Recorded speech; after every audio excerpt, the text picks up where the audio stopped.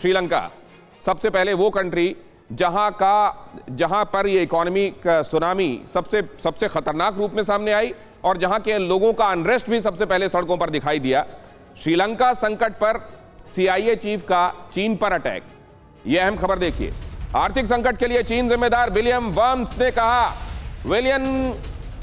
ने कहा आर्थिक संकट के लिए चीन जिम्मेदार। हालांकि इसके लिए विलियम बर्न्स की जरूरत नहीं है। लोग भी देख रहे हैं कि राजापक्षे ने किस तरीके से चीन को देश में घुसने दिया, पैर पसारने दिया और उसके चलते हालत यह हुई। हाई डेट वाले चीनी निवेश ने श्रीलंका की हालत बिगाड़ी। विलियम बर्न्स ने कहा श्रीलंका की स्थिति दुनिया के लिए बहुत बड़ा सबक। श्रीलंका जैसी मूर्खतापूर्ण डील से बचें दूसरे देश, बर्न्स ने कहा। और आप ये भी देखिए कि जो पैसिफिक आइलैंड नेशंस हैं उनमें से बहुतों को यही डेट ट्रैप लेकर चाइना गया था अभी बीते दिनों, लेकिन इन छोटे देशों ने उस डेट ट्रैप में आने से इनकार कर दिया। बस एक कॉल कर सकती है आपको कंगाल, खाली हो सकता है बैंक खाता। कैसे? देखिए मेरे साथ, जागते रहो सिर्फ मनी 9 पर। अभी डाउनलोड करें। क्या अब चाइना लोगों के सामने खुलकर आ गया है? ड्रैगन अब छिपा हुआ नहीं है, उसकी भयावहता, उसका खतरनाक होना सबके सामने है क्या? और आने वाले दिनों में देश क्या इससे बच जाएंगे? या अमेरिका क्योंकि चीन के साथ अपनी प्रतिद्वंदिता महसूस करता है इसलिए एक ऐसे संकट जिसके लिए चीन प्रत्यक्षता जिम्मेदार नहीं है, हो सकता है परोक्ष रूप से जिम्मेदार हो, उसके लिए उसे जिम्मेदार बनाकर उसे विलेन बनाने की, विलिफाई करने की कोशिश की जा रही है। क्या है ये हम समझने की कोशिश करेंगे। लेकिन अमेरिका ने स्पष्ट कर दिया है कि श्रीलंका में जो कुछ हुआ उसके लिए चीन जिम्मेदार है। बर्बादी की डगर पर कौन कौन चल पड़ा है? बर्बादी की डगर पर चलने वालों को देखकर हमें क्या इबरत हासिल होती है? जरा देखिए श्रीलंका, यहां से ये कहानी जो शुरू हुई है, बाकी देशों की तरफ भी ये दास्तान बढ़ती जा रही है और अब बहुत दूर नहीं है श्रीलंका होने से पाकिस्तान। हम क्यों कह रहे हैं कि पाकिस्तान बहुत दूर नहीं है? क्योंकि पाकिस्तान की इकोनॉमी भी चरमराती जा रही है, फॉरेक्स रिजर्व घटता जा रहा है, महंगाई बढ़ती जा रही है, जो फ्यूल सब्सिडी सरकार की तरफ से दी जा रही थी वो खत्म कर दी गई है। इससे वहां फ्यूल प्राइसेस और ज्यादा बढ़ गए हैं, जो कि दूसरी चीजों की कीमत में भी रिफ्लेक्ट होने लगे हैं और वहां पर 21% के आसपास इन्फ्लेशन की दर पहुंच गई है, जो कि बेहद ज्यादा है और ये पिछले 13 सालों में सबसे ज्यादा है। लोग एक एक रोटी के निवाले के लिए परेशान होने लगे हैं। अब चलिए जरा आगे आ जाइए, बांग्लादेश की तरफ चलिए। बांग्लादेश ने अपने यहाँ की इकोनॉमी को, और कई मामलों में तो उसकी इकोनॉमी ने और उन लोगों ने जैसा मैनेजमेंट किया है वो आदर्श है, अनुकरणीय है, लेकिन उसके बावजूद बांग्लादेश के लिए भी फॉरेक्स रिजर्व एक बहुत बड़ी समस्या है। इसीलिए उन्होंने अपने यहाँ ऑस्टेरिटी मेजर्स अपनाए हैं, अपने मंत्रियों को बाहर भेजना बंद कर दिया है, बहुत ज़्यादा ज़रूरी हो तो भेज रहे हैं। बाहर से जो इंपोर्ट कर रहे थे वो इंपोर्ट बिल कम करने के लिए, ताकि डॉलर जो थोड़े बहुत बचे हुए वो कम खर्च हों, इसलिए उन्होंने आयात भी बहुत ज़्यादा घटाया है। अब ज़रा मालदीव की तरफ आ जाइए।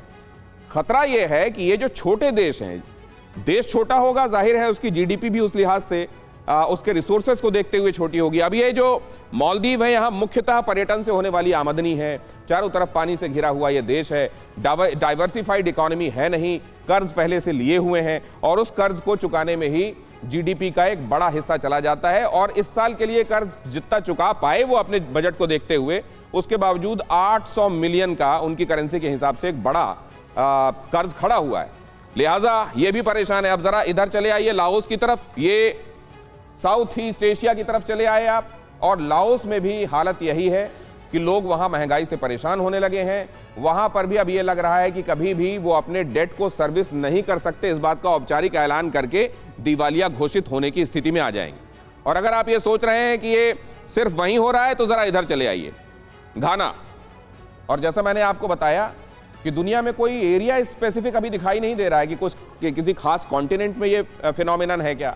आप चले जाइए अलग अलग कॉन्टिनेंट्स में, आपको दिखाई देगा कि कुछ एक मुल्क ऐसे हैं प्राइमरीली जो दूसरों पर आश्रित हैं। जैसे इंडिया के अगर आप बात करें तो एक सबसे बड़ा फैक्टर कि ये कई स्टेट्स का यूनियन है, तो यहाँ जो सबसे बड़ी बात है कि अलग अलग जो राज्य हैं उनकी अलग अलग तरीके की इकोनॉमी देश की इकोनॉमी को मुसीबत के वक्त में संभालने का काम करती है। लेकिन बहुत सारे देश ऐसे हैं जिनकी अपनी इकोनॉमी का साइज छोटा है या फिर डाइवर्सिफाइड इकोनॉमी नहीं है, और इसलिए स्थितियां क्या हो रही हैं वो आप देख रहे हैं।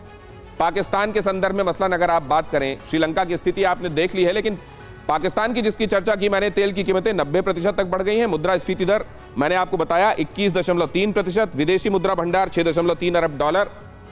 ये सुनने में आपको ज्यादा लग रहा है, लेकिन ये मुश्किल से कुछ हफ्ते का सामान खरीद पाएंगे। शायद एक आध 10 दिन के लिए इनके पास पैसा बचा हुआ है कि जो ये अभी तक आयात कर रहे हैं, बाहर से इंपोर्ट कर रहे हैं, उसमें ये पैसा जो खर्च करेंगे उसके लिए बेहद कम।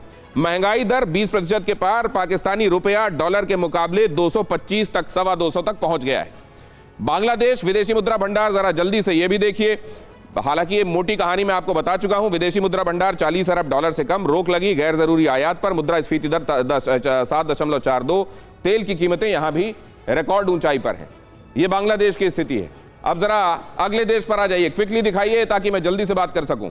और यहां पर आप देख रहे हैं मालदीव। मालदीव के बारे में मैंने आपको बताया, कर्ज जीडीपी का 100% से ज्यादा हो गया है। डेट जीडीपी रेशियो 100% से ज्यादा। पूरी अर्थव्यवस्था 4.9 अरब डॉलर। चीन का कर्ज 3.1 अरब डॉलर से ज्यादा। चीन यहां पर भी आपको एक विलन दिखाई दे रहा है। लाओस चले आइए, लाओस का जिक्र मैंने किया। मुद्रास्फीति 23.6%। 22 साल का रिकॉर्ड यहां पर टूटा है। मुद्रा में गिरावट 30% से ज्यादा। कर्ज 14.5 अरब डॉलर। पेट्रोल की कीमतें 107.1% तक बढ़ी। अब आप ये अंदाजा लगा लीजिए कि जिन देशों का मैं जिक्र कर रहा हूं वहां हालत कितनी खस्ता है। घाना का भी चलते चलते जिक्र देख लीजिए। मुद्रास्फीति 29.82, करीब 30 समझ लीजिए। कर्ज जीडीपी का 85%, थोड़ा सा बेहतर आपको दिखाई दे रहा है ये लाओस के मुकाबले। महंगाई 30% के पार। बेरोजगारी दर 13.4 से ज्यादा। क्या आपका म्यूचुअल फंड सही है? फिर क्यों नहीं हो रही कमाई? जानिए मेरे साथ म्यूचुअल फंड सेंट्रल में, सिर्फ मनी 9 पर। अभी डाउनलोड करें।